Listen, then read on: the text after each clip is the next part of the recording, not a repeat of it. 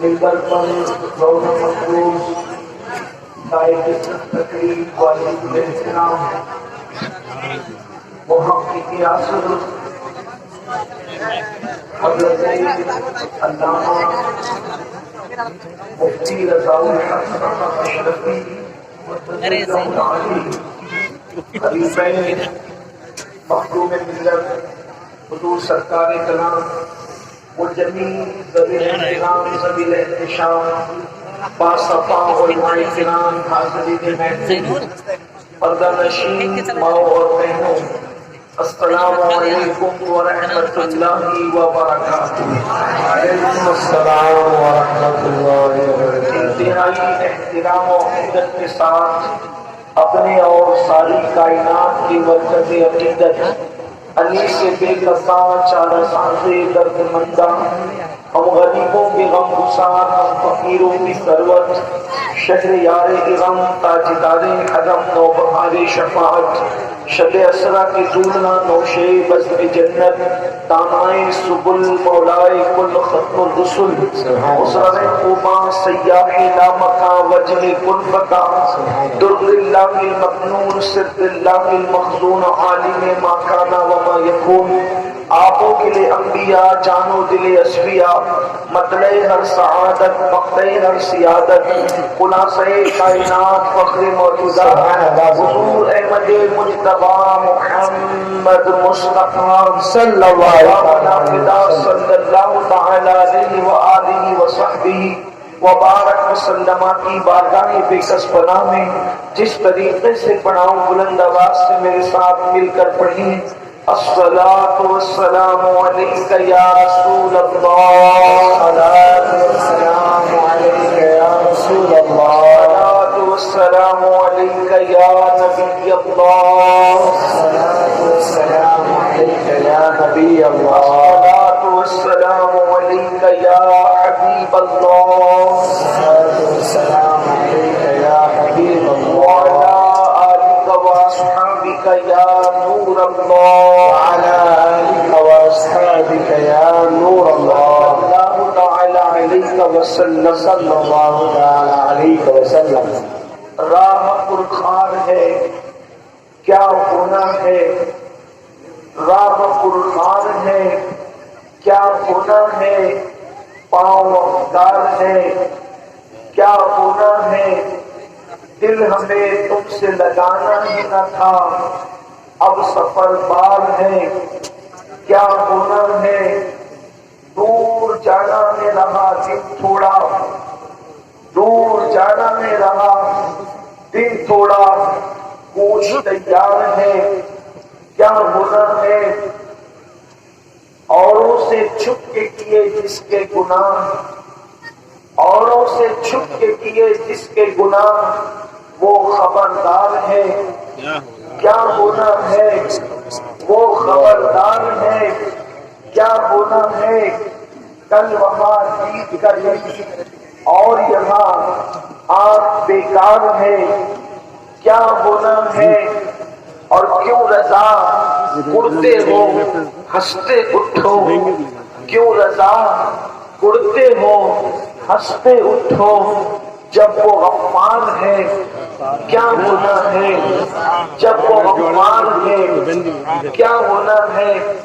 آج کی یہ محفل پیغام اہل سنت کانفرنس کے حوالے سے انعقاد پذیر ہے، اور مجھ سے پیشتر محفل کے اغراض و مقاصد آپ نے محقق اعظم حضرت العلامہ مفتی رضا الحق اشرفی صاحب مدذلہ العالی سے سماعت فرما لی ہے، تھوڑی دیر کے لیے میں بھی کچھ اپنے دل کا درد آپ کے دلوں کی دہلیز پر رکھنے کی سعادت حاصل کرنا چاہتا ہوں۔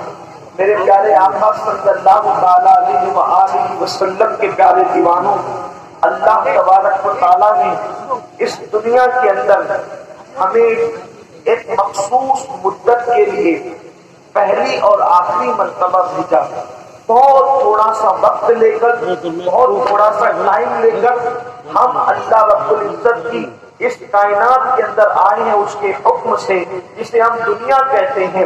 اللہ اکبر، میرے آقا صلی اللہ علیہ وسلم کے دیوانوں، جو دنیا کہی جا رہی ہے، جو آسمان کے نیچے زمین کے اوپر ہے، اس میں ہم پہلے اور آخری مرتبہ آئے ہیں، نہ اس سے پہلے کبھی آئے تھے اور نہ مرنے کے بعد جب چلے جائیں گے تو نہ کبھی اس کے بعد پھر کبھی اس دنیا میں لوٹ کر آئیں گے۔ اور اس دنیا میں اللہ نے ہمیں ہمیشہ رہنے کے لیے نہیں بھیجا، بلکہ ایک مخصوص وقت کے لیے، ایک چھوٹے سے ٹائم کے لیے بھیجا۔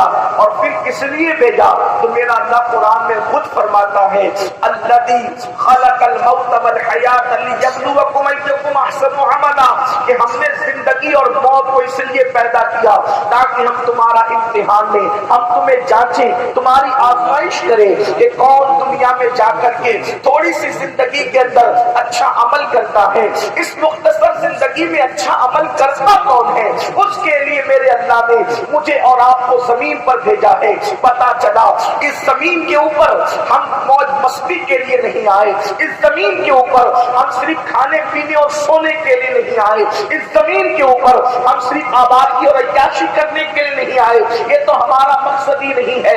اس زمین کے اوپر آنے کا مقصد نیک عمل کرنا ہے، اچھے عمل کرنا ہے، پھر چاہے وہ اچھا عمل کسی کتے کو پانی پلا دینا ہی ہو۔ اگر کوئی بندہ میرے اللہ کو راضی کرنے کی نیت سے صرف کتے کو پانی پلا کر اچھا عمل کر لے تو اللہ اس کی وجہ سے بھی اس کو جنت عطا فرما دے۔ اس دنیا کے اندر اگر کوئی تکلیف دینے والی چیز کو ہٹا دے تو اللہ تبارک و تعالیٰ اس تکلیف دینے والی چیز کو ہٹانے پر بھی اس کو جنت عطا کر دیتا ہے۔ اس دنیا کے اندر اگر کوئی کسی چوٹی کی جان بچا لے تو چوٹی کی جان بچانے پر بھی اللہ اس کو جنت عطا کرتا ہے۔ لیکن اللہ اکبر، اتنے چھوٹے چھوٹے اعمال کی وجہ سے جو اچھے عمل ہے اس کی بنیاد پر جنت ملتی ہے، لیکن انسان، افسوس کی بات یہ ہے کہ اچھے اعمال کو چھوڑ کر انسان گناہوں کے اندر ملوث ہے، انسان برائیوں کے اندر ملوث ہے، انسان بے حیائیوں کے اندر ملوث ہے۔ میرے پیارے آقا صلی اللہ علیہ وسلم کے پیارے دیوانوں، اچھی طرح یاد رکھنا، یہ دنیا اللہ اکبر دار العمل ہے، دار العمل یعنی کام کرنے کی جگہ، عمل کرنے کی جگہ۔ اللہ اکبر، یہاں جو کرو گے وہاں پر وہی پاؤ گے۔ ایسا نہیں ہے کہ یہاں آپ نے جو نہیں کیا وہاں پر آپ کو وہ مل جائے، چاہے آپ کسی خاندان کے ہو، چاہے آپ کسی خطے کے ہو، چاہے آپ کسی قبیلے کے ہو۔ اچھی طرح یاد رکھنا، تھوڑی دیر آپ ذہن میری طرف لگائیں، آپ کو بات سمجھ میں آئے گی، اور میں بہت دیر تک آپ کو امتحان میں نہیں رکھوں گا، بہت جلدی گفتگو مکمل کرنی ہوگی، لیکن آپ دھیان کریں، اگر اللہ ناراض ہے تو نبی کا بیٹا بھی اس دن جہنم کے اندر داخل کیا جائے گا۔ اللہ کے امتحان میں جو ناکام ہو جائے گا، خدا نہ خاندان دیکھے گا، نہ قبیلہ دیکھے گا، نہ خطہ دیکھے گا، نہ ڈگری دیکھے گا، کچھ نہیں۔ یہ اللہ کی شان ہے، اس کی شان غیرت ہے، یہ اللہ تبارک و تعالیٰ کے فیصلے ہیں۔ کبھی کبھی لوگوں کو سن کر اس پر حیرت بھی ہوتی ہے کہ نبی کا بیٹا بھی جہنم میں جا سکتا ہے۔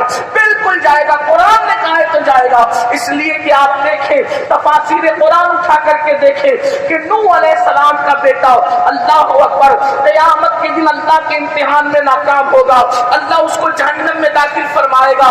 ایک نبی کا سگا چچا بچھو کی شکل میں جہنم میں داخل کیا جائے گا، اللہ اکبر، اور وہ بھی کوئی نبی تو کوئی معمولی ہے ہی نہیں، لیکن اللہ اکبر، ابو الانبیاء سیدنا ابراہیم علیہ السلام کا سگا چچا، جسے دنیا آزر کے نام سے جانتی ہے، جب وہ اللہ کے امتحان میں ناکام ہوگا تو اس کو بچھو کی شکل میں جہنم کے اندر داخل کیا جائے گا۔ آپ اندازہ فرمائیں، لوط علیہ السلام کی بیوی اس دن جہنم کے اندر داخل کی جائے گی اس لیے کہ وہ اللہ کے امتحان میں ناکام ہو جائے گی۔ اب آپ مجھے بتائیں، جب نبی کی بیوی، نبی کا سگا چچا، نبی کا بیٹا جس دن جہنم میں جا رہے ہوں گے صرف اچھے اعمال نہ ہونے کی وجہ سے، اچھے عقائد نہ ہونے کی وجہ سے، اللہ رب العزت کے امتحان میں ناکام ہونے کی وجہ سے، اس دن میرا اور آپ کا کیا بنے گا؟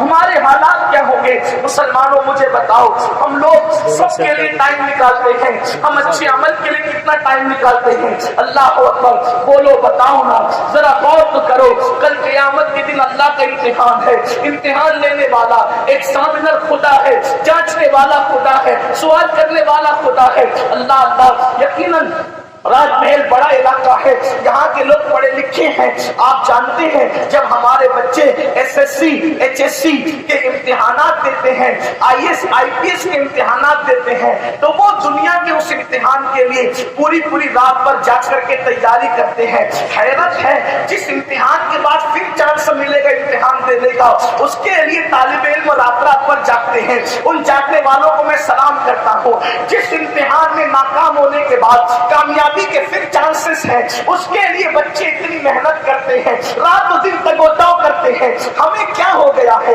جس امتحان کے بعد پھر کوئی امتحان نہیں ہے، پھر کوئی چانس نہیں ہے، اور وہ میرے اللہ کا امتحان ہے، وہ میدان محشر کا امتحان ہے، وہ قیامت کے دن کا امتحان ہے۔ اس کے لیے ہم نے کیا تیاری کی ہے؟ یہی نا کہ اللہ اکبر، کوئی موبائل گیم سے لگا ہوا ہے، کوئی جوا کھیل رہا ہے، کوئی شراب کے اڈوں کو آباد کر رہا ہے، کوئی زنا کے اڈوں کو آباد کر رہا ہے، کسی نے مسجدوں کو ویران کر رکھا ہے، کوئی آخرت کو بھلا چکا ہے۔ مسلمان ہونے کا مطلب کیا ہے؟ مسلمان ہونے کا مطلب بس اتنا کہ ہر جمعہ کو 2 رکعت نماز پڑھ لو اور اس کے بعد ختم ہو گیا معاملہ نہیں میرے عزیز۔ آج کے میں آپ کے سامنے ایک روایت کا مفہوم پیش کروں تو بخاری شریف میں اور مزید صحاح کی دوسری کتابوں میں بھی موجود ہے، اس کے علاوہ اور بھی دوسری کتابوں کے اندر بڑی کثرت کے ساتھ یہ حدیث موجود ہے، جس کو بطور مفہوم اپنے الفاظ کے جامع میں پیش کرنا چاہتا ہوں۔ سنو سنو میرے آقا صلی اللہ علیہ وسلم کے دیوانوں اور اے خاتون جنت کی کنیزوں، آپ بھی دل کے کانوں سے سن لو۔ یاد رکھنا، اس دنیا میں جتنی دھتن کر کے مرو گے، کوئی کچھ کرے یا نہ کرے، لیکن ایک دن اللہ کی عدالت ہے۔ اس اللہ سے ڈرو، اس اللہ کا خوف کرو جس کے لیے انبیاء کرام رویا کرتے تھے، جس کی خاطر مصطفیٰ جان رحمت اتنا روتے تھے اللہ کی خشیت کی وجہ سے۔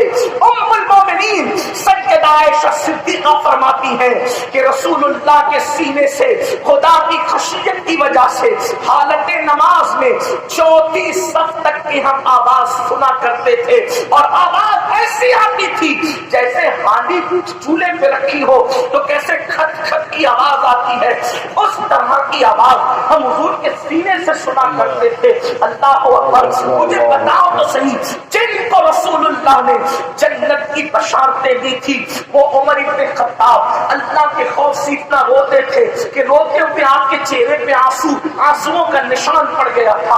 آپ مجھے بتائیں نا، اللہ اکبر، سیدنا عثمان غنی رضی اللہ تعالیٰ عنہ قبروں پر کھڑے ہو کر اتنا روتے تھے، ایسا لگتا تھا کہ جیسے ان پر موت طاری ہو جائے گی۔ مولا کائنات، جن کے بیٹے جنتی جوانوں کے سردار، جن کی بیوی شہزادی کونین، اللہ اکبر، جن کے بھائی رسولوں کے امام سید العالمین، آپ اندازہ کریں وہ مولا کائنات رات کے اندر، رات کے آخری حصے میں اس طرح بلک بلک کر روتے تھے جیسے کوئی سانپ کا ڈسا ہوا بلک بلک کر تڑپ تڑپ کر آہو بکا کرتا ہے۔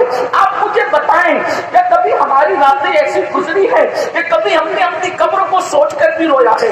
500 کی نوٹ گم ہو جانے پر تو روئے ہیں، ماں کی میت پر تو روئے ہیں، باپ کے جنازے پر تو روئے ہیں، دوستوں کے بچھڑنے پر تو روئے ہیں، کبھی کاروبار میں نقصان ہوا تو روئے ہیں، ایگزام میں ناکام ہوئے تو روئے ہیں، کسی حادثہ ہوا ہے تو روئے ہیں۔ کبھی اس لیے رویا کہ ایک دن قبر ہے، وہ قبر کی تنگ اور تاریک وادی ہے، کبھی اس لیے رویا اللہ اکبر، نہ جہاں کوئی رشتہ دار ہے. میں تو کہتا ہوں جنت میں بھی لوگ ساتھ ہوں گے، جہنم میں بھی لوگ ساتھ ہوں گے، لیکن جنت و جہنم سے پہلے ایک منزل ہے جس کو قبر کہتے ہیں، اس میں کوئی ساتھ نہیں ہوگا، نہ دوست ہوں گے، نہ احباب ہوں گے، نہ بھائی ہوں گے، نہ بھتیجے ہوں گے. اللہ اکبر. نہ دولت ہے، نہ بیوی ہے، نہ بچے، ہم اکیلے ہی اکیلے ہوں گے. آپ مجھے بتائیں 10 بائی 10 کے کمرے کے اندر اگر کسی بندے کو اکیلا 1 سال تک کے رکھ دیا جائے، وہ بندہ ایسے تنہائی کی وجہ سے تڑپ تڑپ کر مر جائے. 10 بائی 10 کے خود کے کمرے میں پنکھا لگا ہے، اے سی لگا ہے، ضرورت کا سامان ہے، لیکن تنہائی ہے تو کتنا ڈر لگتا ہے، کتنا خوف لگتا ہے، کتنی تکلیف ہوتی ہے. لیکن وہ 10 بائی 10 نہیں بلکہ 2 گز زمین ہے، نہ تکیا، نہ بستر، نہ پنکھا، نہ اے سی، دائیں مٹی، بائیں مٹی، آگے مٹی، نیچے مٹی، پیچھے مٹی، مٹی ہی مٹی ہے. اور اسی صرف مٹی نہیں بلکہ اللہ اکبر وہ قبر کی خوفناک گرمی ہے. پنڈال کے نیچے کھلے آسمان میدان کے اندر جب گرمی کا یہ عالم ہے تو قبر کے اندر اس مٹی کی گرمی کا عالم کیا ہوگا، قبر کے اندر اندھیرے اور تاریکی کا عالم کیا ہوگا. پھر اتنا ہی نہیں، کفن کو کیڑے نوچ رہے ہوں گے، بچھو جسم کو ڈس رہے ہوں گے، جن جسم پر بچھو اور سانپ چمٹے ہوئے ہوں گے، کوئی بچانے والا مددگار نہ ہوگا. آپ مجھے بتائیں اس طرح خوفناک وادی میں جانا ہے، اس کے لیے کیا تیاری کی؟ یہی کہ عورتوں پر پاپ کی نظریں ڈالتے رہے، یہی کہ جوا کھیلتے رہے، وہ جوا جس کے بارے میں میرے آقا صلی اللہ علیہ وسلم کے حوالے سے حضرت امام غزالی نے لکھا کہ جو دنیا میں جوا کے آلات اپنے ہاتھوں میں لیں گے، قیامت کے دن ان کے ہاتھ سور کے خون کے اندر رنگے ہوئے ہوں گے. جوا کھیلنے والوں، آج جنگلی رمی کھیلنے والوں، موبائل پر گیمز کے ذریعے سے جوا کھیلنے والوں، 3 پتی کا گیم ہے، یہ گیم ہے، وہ گیم ہے. یہی نا کہ آپ بہت مہذب طریقے سے گناہ کر رہے ہیں. سن لو، گناہ کو مولوی دیکھے نہ دیکھے، گناہ کو مولا ضرور دیکھ رہا ہے. گناہ کو گھر والے دیکھے نہ دیکھے، اللہ اکبر جو زمان و مکان سے پاک ہے وہ خدا بندے کو تو ضرور دیکھ رہا ہے. میرا اللہ فرماتا ہے ہوا معکم اینما کنتم، تم جہاں ہوتے ہو تمہارا رب تمہارے ساتھ ہوتا ہے اور اتنا قریب ہوتا ہے. نحن اقرب الیہ من حبل الورید، وہ تمہاری شہر سے زیادہ قریب ہے. کبھی سوچا اس قبر کی وادی کے اندر نوجوانوں آج اپنی جوانی پر گھمنڈ کر کے، اپنی جوانی پر غرور کر کے، اپنی جوانی پر اطراء کر کے نمازوں سے کوسوں دور ہونا، مسجد میں نہیں آتے نا، جن تو جا رہے ہو گھنٹوں گھنٹوں جسم بنانے کے لیے. میں سلام کرتا ہوں جم جانے والے جوانوں کو، لیکن ان کو مشورہ دیتا ہوں جسم بنانا ہو تو جم ضرور جاؤ، تمہارا جسم بنا رہنا چاہیے. لیکن اگر قبر میں کیڑوں سے جسم کو بچانا ہو تو 10 منٹ کے لیے مسجد میں بھی آ جایا کرو. جاؤ گے تو جسم بنے گا اور مسجد آؤ گے تو جسم قبر میں محفوظ رہے گا. نماز کے لیے وقت نکالنے والوں انشاءاللہ دنیا دیکھے گی. اگر تم سچے دل سے نماز کے پابند ہو گئے تو تمہارا کفن بھی میلا نہیں ہوگا، تمہارا جسم بھی سلامت رہے گا. آؤ کچھ وقت نکالے نیک کام کے لیے. اللہ کے رسول علیہ الصلوۃ والتسلیم فرماتے ہیں ایک رات میرے پاس جبریل و میکائیل آئے اور انہوں نے مجھے اٹھایا، بازو پکڑ کے اٹھایا اور مجھے لے کر کے چلے. اللہ کے رسول علیہ السلام فرماتے ہیں، اب ذرا دل کے کانوں سے سننا، اللہ کے رسول بیان فرما رہے ہیں. مختلف احادیث کے اندر الفاظ الگ الگ ہے، مفہوم یہی ہے. کہیں پر جبریل و میکائیل کا تذکرہ ہے، کہیں تذکرہ نہیں ہے، 2 لوگوں کا تذکرہ ہے. بہرحال تو جبریل و میکائیل دونوں نے مجھے بازو سے اٹھایا اور اٹھا کر ایک بلندی پر لے چلے. آقا فرماتے ہیں یاد رکھنا یہ کسی خطیب کی لفاظیہ نہیں، یہ مصطفیٰ جان رحمت کے فرامین ہے جن کے کہنے پر ہم نے اللہ کو ایک مانا ہے. یہ اس رسول کا فرمان ہے. مسلمانوں غور سے سننا، میں اپنی بہنوں کی بھی توجہ چاہتا ہوں. میرے آقا فرماتے ہیں جب میں ان دونوں کے ساتھ بلندی پر چڑھا تو میں نے خوفناک منظر دیکھا. وہ منظر کیا تھا؟ ایک بندہ لیٹا ہوا ہے اور دوسرا بندہ اس کے سر پہ کھڑا ہوا ہے اور بڑی سی چٹان اٹھا کر کے وہ اس کے سر پہ مارتا ہے اور جب مارتا ہے تو اس کا سر کچل جاتا ہے. یعنی کیسے کچلتا ہے؟ اگر ہم اس کو اپنے الفاظ کا جامع دینا چاہیں تو یوں کہیں جیسے چنے پر ہتھوڑا مارنے سے چنا پس جاتا ہے، ویسے وہ چٹان جب اس کے سر پہ پڑتی ہے تو اس کا سر پس جاتا ہے، چٹان لڑک کر کے جو ہے وہ دور جاتی ہے، پھر وہ بندہ اٹھانے کے لیے جاتا ہے اور اٹھا کر لاتا ہے تو پہلے کی طرح اس کا سر پھر سے برابر ویسے ہی ہو جاتا ہے، وہ پھر چٹان اس کے سر پہ ماری جاتی ہے۔ ذکر ہاتھ کو کچلنے کا نہیں کیا گیا، ذکر پیر کے کچلنے کا نہیں کیا گیا، ذکر سر کے کچلنے کا کیا گیا ہے۔ اس سے پہلے کہ اس عذاب کا کوئی تذکرہ کیا جائے تھوڑی دیر سوچیں، انسان کے جسم میں سب سے نازک ترین کوئی حصہ اگر ہے تو اس کا سر ہے۔ ہاتھ پہ لگ جائے اتنی تکلیف نہیں ہوتی، پیر پہ لگ جائے اتنی تکلیف نہیں ہوتی، پیٹ پر بھی لگ جائے اتنی تکلیف نہیں ہوتی، لیکن سر پہ لگے کھوپڑی پر تو چھوٹی سی وہ درد کی کیفیت نہیں ہوتی، بلکہ تھوڑا سا لگ جائے تو بہت انسان چکراتا ہے، تکلیف ہوتی ہے۔ اسی لیے بائک چلانے والوں کے لیے ہندوستان کا قانون اور کئی ملکوں کا قانون ہے کہ وہ ہیلمٹ پہنے، اس لیے کہ بائک والا اگر گرے گا، ہاتھ ٹوٹے گا تو زندگی بچ سکے گی، پیر ٹوٹے گا تو زندگی بچ سکے گی، لیکن اگر سر پہ چوٹ آئی دماغ کو تو پھر زندگی محفوظ نہیں رہ سکتی ہے۔ اسی لیے دماغ کو، سر کو لوگ بچانا چاہتے ہیں، لیکن ہائے ہائے اللہ کے حبیب کا نبی صلی اللہ علیہ وسلم فرماتے ہیں اس بندے کا سر کچلا جا رہا تھا، اور کیسے کچلا جا رہا تھا؟ اس کا سر جو کچلا جا رہا تھا وہ بڑی سی چٹان سے، چٹان کہتے ہیں بڑے پتھر کو، بڑی سی چٹان سے اس کا سر کچلا جا رہا تھا۔ میرے آقا فرماتے ہیں میں نے پوچھا جبریل یہ کون ہے؟ جبریل امین نے عرض کی یا رسول اللہ صلی اللہ علیہ وسلم یہ وہ ہے جو نماز میں سستی کرتا تھا، نماز کے وقت میں سویا ہوا رہتا تھا۔ اللہ اکبر، آج مسلمانوں کے سامنے نماز کی اہمیت بڑی معذرت کے ساتھ میرے بھائی، اگر آپ یہ سمجھتے ہو نا کہ ہم نماز نہیں پڑھیں گے پھر بھی ہمیں کوئی صاحب، کوئی بزرگ، کوئی پیر، کوئی فقیر، کوئی ولی جنت میں لے کر چلے جائیں گے، تو میں آپ کی یہ شہر کے اتنے بڑے آدمی، تو صرف آپ کے شہر کے نہیں بلکہ ہندوستان کے بڑے علماء میں جن کا شمار ہو، تاج محل والوں کو خوش نصیب ہو کہ ایک اتنا بڑا آدمی، اتنا بڑا عالم جو علم کا جبل شامخ ہے وہ آپ کی اس بستی میں پیدا ہوا ہے، اتنا بڑا ان کی موجودگی میں آپ کے سامنے عرض کرتا ہوں کہ آپ نماز کو چھوڑ کر اگر یہ سوچتے ہیں کہ کوئی ولی آپ کو جنت میں لے جائے گا، یہ خود فریبی اور شیطان فریبی آتا ہے۔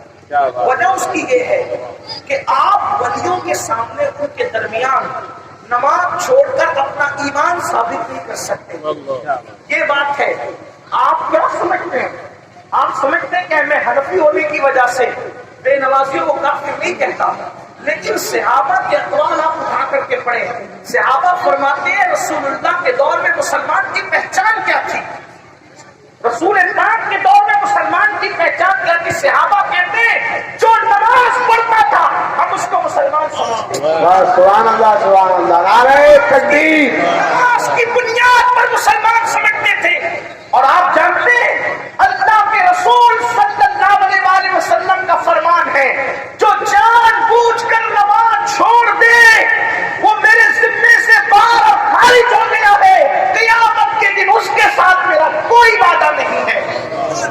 آپ مجھے بتائیں تو صحیح جس سے رسول پاک بیزاری کا اظہار کرے، اور صرف بیزاری کا نہیں، فقیہ ابو اللیث سمرقندی جو احناف فقہا میں صف اول کے لوگوں میں سے ہیں، انہوں نے لکھا ہے اللہ کے رسول علیہ السلام اپنے صحابہ کو وصیت کرتے تھے۔ توجہ کرنا وصیت کیا تھی؟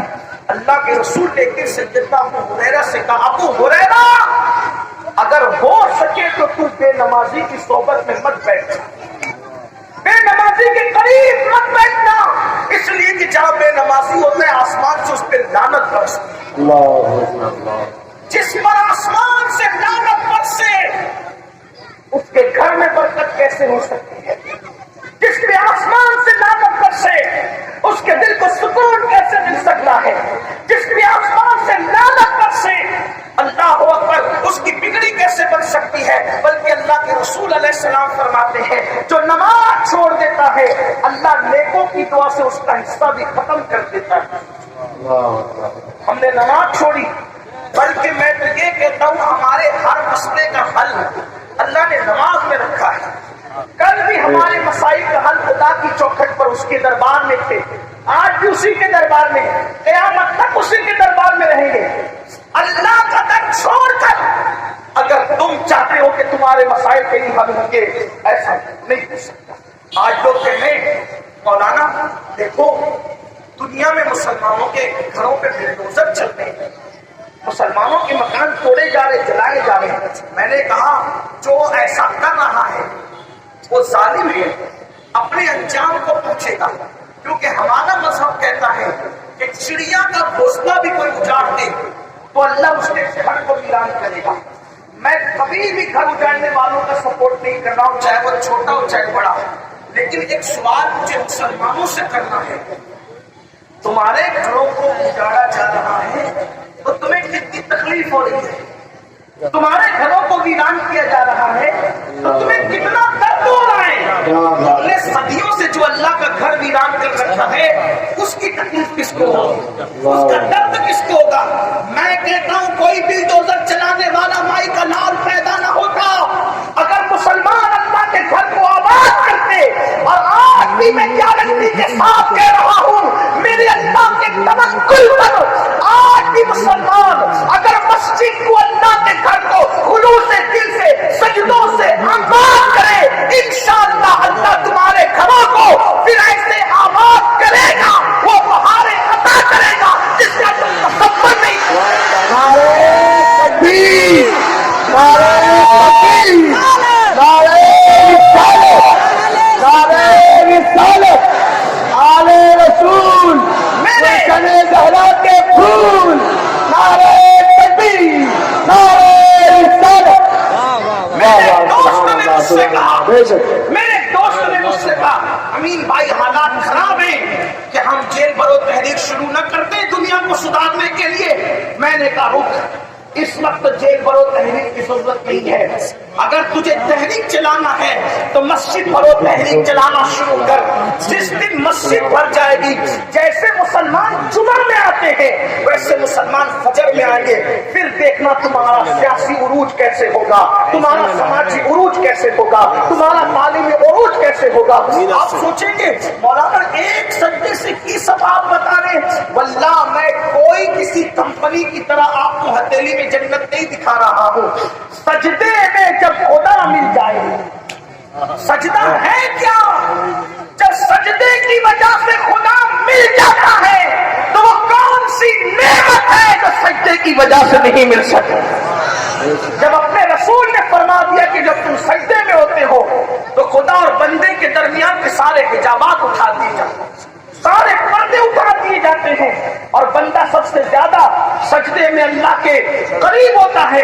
تو میرے بھائیوں، میری بہنوں، سجدوں کے پابند بنو، اپنے بچوں کو سجدے کا پابند بناؤ۔ اور اس سلسلے میں آپ سے عرض کروں، ایک مرتبہ اللہ کے رسول علیہ السلام نے اپنے صحابہ سے کہا، اے میرے صحابہ دعا کرو کہ اللہ تمہیں بدبخت نہ کرے اور محروم نہ کرے۔ دھیان سے سننا، بدبخت آقا صحابہ سے کہہ رہے ہیں جنہوں نے ماتھے کی آنکھوں سے رسول اللہ کا دیدار کیا۔ ہم لوگ سنی لوگ بغیر کسی خوف کی یہ بات دنیا میں کہتے ہیں، جیسے جنت کا ہونا یقینی ہے ویسے میرے نبی کے ہر صحابی کا جنتی ہونا یقینی ہے۔ یہ ہمارا عقیدہ ہے۔ وہ اصحاب رسول جن کے لیے قرآن رضی اللہ عنہ ورضوا عنہ کا ترانہ گنگناتا ہے، وہ اصحاب رسول جن کے لیے والذین معہ کے الفاظ قرآن کہتا نظر آتا ہے، وہ اصحاب رسول اللہ اکبر جن کے لیے وَكُلٌّ وَعَدَ اللَّهُ الْحُسْنَى کے الفاظ قرآن میں آتے ہیں۔ میرے آقا نے ان اصحاب سے کہا، میرے صحابہ دعا کرو کہ اللہ تمہیں بدبخت نہ کرے اور محروم نہ کرے۔ اب حضور نے کہا تو انہوں نے تو دعا کرنی تھی، لیکن پھر آقا نے پوچھا کیا تم مجھ سے سوال نہ کرو گے کہ بدبخت کون ہے اور محروم کون ہے؟ تو صحابہ نے اس کی یا رسول اللہ ہمارے ماں باپ آپ پر قربان حضور بتائیں کہ بدبخت کون اور محروم کون ہے؟ تو میرے آقا فرماتے ہیں جو نماز چھوڑ دے وہ بدبخت بھی ہے اور محروم بھی۔ اللہ کے رسول ان کو بدبخت کہہ رہے کہ جنہوں نے نماز چھوڑ دی، اور محروم بھی ہے۔ میرے عزیز بھائیوں اپنے حال پہ رحم کرو، سب سے زیادہ عذاب قبر میں بے نمازیوں کو۔ تو پھر آقا کو کیا دکھایا جا رہا ہے؟ سر کچلا جا رہا ہے، سر کیا درد ہوگا، کیا تکلیف ہوگی، کس کو پکارو گے؟ اور سر کچلا جائے گا، سر پہ چٹان ماری جائے گی، پتھر مڑک کر جا رہے ہیں، پھر لایا جا رہا ہے، پھر مارا جا رہا ہے، پھر لایا جا رہا ہے، پھر مارا جا رہا ہے۔ 10 منٹ کا ٹائم نکالنے میں کیا جاتا ہے؟ میرے آقا علیہ السلام فرماتے ہیں پھر آگے بڑھے. میں نے دیکھا کہ ایک بندہ ہے جس کے جبڑوں کو راڈ سے، یہ راڈ آپ کو سمجھانے کے لیے کہہ رہا ہوں، حدیث میں راڈ نہیں کہا گیا لیکن راڈ آپ سمجھ سکتے ہیں نا، لوہے کا راڈ، تو اس سے اس کے جبڑوں کو جو ہے وہ کاٹا جا رہا ہے اور وہ چیخ رہا ہے. اچھا جبریل یہ کون ہے؟ عرض کی یا رسول اللہ یہ افواہ پھیلانے والے لوگ ہیں، یہ کسی بھی کے بھی خلاف افواہ پھیلایا کرتے ہیں، یہ افواہ پھیلانے. جیسے آج کل آپ لوگ واٹس ایپ پر کوئی بھی بات آ گئی اس کو بغیر تحقیق کے آگے بڑھا دیا، بغیر تحقیق کے آگے بڑھا دیا. کسی کے بارے میں الزام لگا دیا وہ فلاں کا تو فلاں کے ساتھ چکر ہے، تم تو مستی میں بول چکے چکر ہے، لیکن اب اس پر کیا چکر آئے گا اس کو تو دیکھو، اس کی عزت کے ساتھ کتنا کھیوار ہوگا اس کو تو دیکھو. آپ اس کے بارے میں چھم اٹھا کر بول دیتے ہیں میں نے فلاں سے سنا.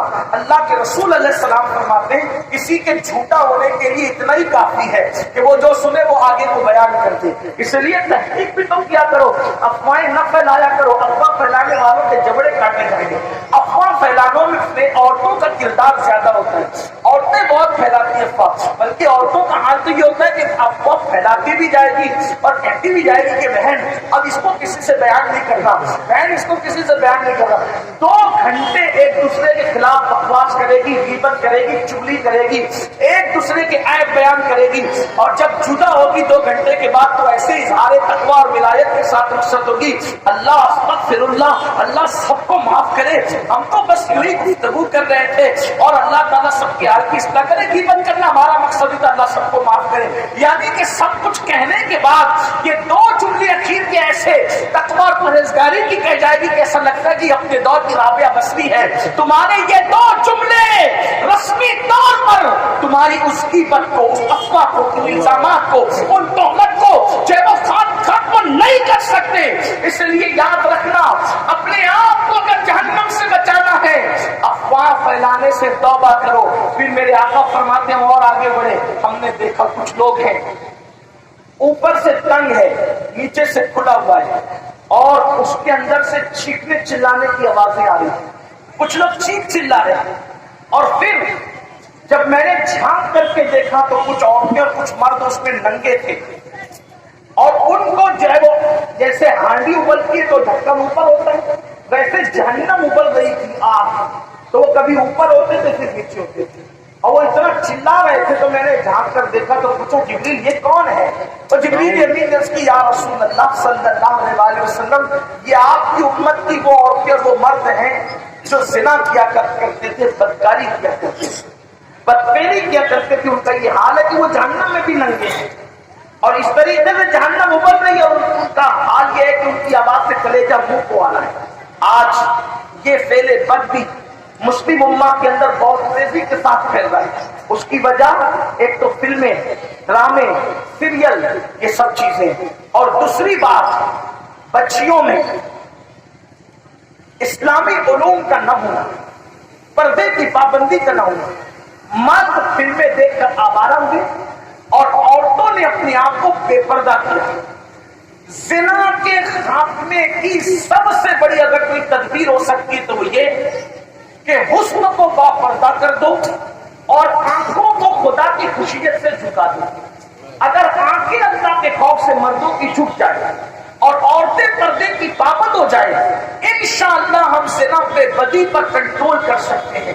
لیکن عورتیں آج کل پردے کو ظلم سمجھتی ہیں، چونکہ سیریلوں نے یہ پٹی پڑھا دی ہے، فلموں نے یہ پٹی پڑھا دی ہے کہ پردہ ظلم ہے، پردہ قید ہے. حیرت کی بات یہ ہے کہ عورتوں کو جو اسلام حجاب کرنے کا حکم دیتا ہے پردے کا، وہ بطور ظلم نہیں دیتا، بلکہ ہمارے یہاں یہ کانسیپٹ ہے، یہ تصور ہے کہ ہر قیمتی چیز کو ہم چھپاتے ہیں، ہر قیمتی چیز کو ہم چھپاتے ہیں. عورتوں کو تو اب پتہ چل جانا چاہیے اس صدی میں کہ آخر حجاب میں ایسا کیا ہے کہ جو لوگ ہتھیاروں سے نہیں ڈر رہے وہ عورتوں کے حجاب سے کیوں ڈر رہے ہیں. آخر حجاب میں اتنا پابند کیوں ہے، حجاب میں اتنی طاقت کیوں ہے؟ وہ نہیں جانتی خواتین، اس لیے کہ جب کوئی عورت بے حجاب ہو جاتی ہے تو وہ مردوں کی آنکھوں سے بچ نہیں سکتی. جب کوئی عورت بے حجاب ہو جاتی ہے تو شیطان اس کی طرف لوگوں کی توجہ کو مائل کرتا ہے. جب کوئی عورت بے حجاب ہو جاتی ہے تو اس کی عزت خطرے میں پڑ جاتی ہے.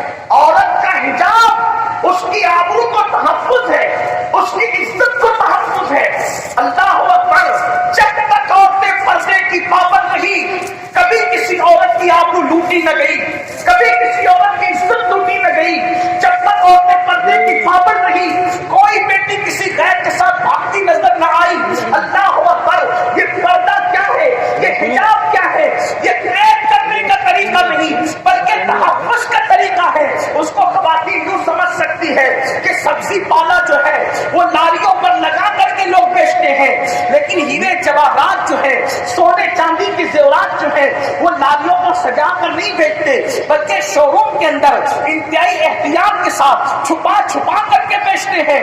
اب کوئی کہے لو صاحب ان مسلمانوں کو کیا ہوا کہ یہ ہیرے جواہرات اور سونے چاندی کو چھپانے لگے، یہ اس میں ظلم کر رہے ہیں، تو کوئی عقل مند کہے گا پاگل ہو گیا، ہر قیمتی چیز چھپائی جاتی ہے۔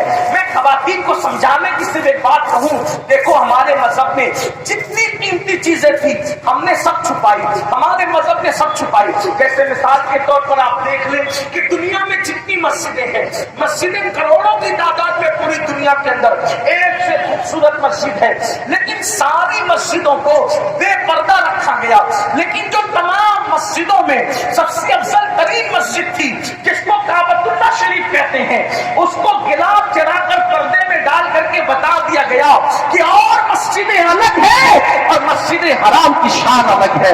جو پردے میں دیکھے گا سمجھ جائے گا کہ اس کی شان الگ ہے۔ اسی طریقے سے دنیا میں کتابیں کروڑوں کی، اربوں کی، خربوں کی تعداد میں چھپتی ہے، ساری کتابیں بے پردہ پڑی ہوئی ہے، لیکن جو سب سے قیمتی کتاب ہے جسے قرآن مقدس کہتے ہیں اسے جزدان میں لپیٹ کر بتا دیا گیا۔ آپ بتاؤ مسلمانوں کا بچہ یا جو مسلمان نہ بھی ہو جب کسی کتاب کو جزدان میں دیکھتا ہے تو پکار اٹھتا ہے، یہ بخاری مسلم نہیں ہو سکتی، یہ ترمذی ابن ماجہ نہیں ہو سکتی، یہ سائنس جغرافی کی کتابیں نہیں ہو سکتی، یہ اگر کوئی کتاب ہو سکتی ہے تو اللہ کی کتاب قرآن مقدس ہو سکتی ہے۔ اس لیے یہ جو کتاب ساری کتابوں میں افضل سمجھا اس کو بھی پردے میں ڈال دیا۔ اسی طریقے سے دنیا میں کتنی قبریں ہیں، اربوں خربوں قبریں تو ہوگی، ساری قبریں کھلی پڑی ہوئی ہے، ساری قبریں ننگی پڑی ہوئی ہے، لیکن ہم نے جس قبر کو قیمتی سمجھا، غوث اعظم کی قبر کو قیمتی سمجھا، اس کو بے پردہ نہیں رکھا بلکہ گلاف ڈال کر اس کو باپردہ کر دیا۔ غریب نواز کی قبر کو قیمتی سمجھا، گلاف ڈال کر کے باپردہ کر دیا۔ مخدوم اشرف کی قبر کو باپردہ کر دیا۔ بس بات یہ ہے عوام رستہ چلنے والا جب بغیر گلاف کی قبر دیکھتا ہے تو سمجھ جاتا ہے عام انسان کی قبر ہے، اور جب پردے والی قبر دیکھتا ہے وہ سوچتا ہے کسی اللہ کے ولی کی قبر ہے۔ بولو یہ پہچان ہے کہ نہیں ہے؟ اور سب تو اپنی جگہ ہے، مخلوق سب بے حجاب ہے، لیکن خالق پردے میں ہے، جیسا کہ اس کی شان ہے۔ اب پردے میں رہنا اگر ظلم ہے تو بتاؤ جب خالق پردے میں تو کیا؟ خالق نے اپنی شان کے مطابق مخلوق سے حجاب کر رکھے، اور عورتوں کو پردے میں کر کے بتایا گیا کہ عورت کتنی قیمتی۔ عورتوں کی عورت کچھ بھی ہو، عورتوں کی یہاں تو عورتیں جوئے میں ہاری گئی۔ ہم بتا سکتے ہیں لوگ جو آج بڑے بڑے دعوے کریں تم تو جوئے میں ہار چکے تھے، تم نے تو بیٹیوں کو زندہ دفن کیا تھا، تم نے تو شوہر کی چتا پہ زندہ جلایا تھا۔ یہ اسلام ہے، اسلام جس میں عورت کے چار روپ ہے، چار روپ، ایک روپ بیٹی کا، دوسرا روپ بہن کا، تیسرا روپ بیوی کا، چوتھا روپ ماں کا۔ یہ چار روپ ہمارے یہاں ہے، اور چاروں روپ کی کیا تشریح ہے؟ اگر عورت بیٹی کی شکل میں ہے تو وہ باپ کے لیے جنت ہے، عورت اگر بہن کی شکل میں ہے وہ بھائی کے لیے جنت ہے، عورت اگر نیک بیوی کی شکل میں ہے وہ شوہر کے لیے جنت ہے، عورت اگر ماں ہے تو اس کے قدموں میں جنت سمٹ آتی ہے، اس کے قدموں کے نیچے جنت ہے۔ آپ مجھے بتائیں کہ صحیح ہماری عورت کا مطلب کیا ہے؟ عورت کا مطلب سیدہ زینب ہے، اللہ الرحمن عورت کا مطلب سیدہ فاطمہ الزہرا کی ذات ہے، عورت کا مطلب سیدہ عائشہ کی ذات ہے، عورت کا مطلب سیدہ خدیجہ کی ذات ہے۔ آپ کہیں گے مطلب کیا؟ میں نے کہا ہمارے مطلب یہ ہے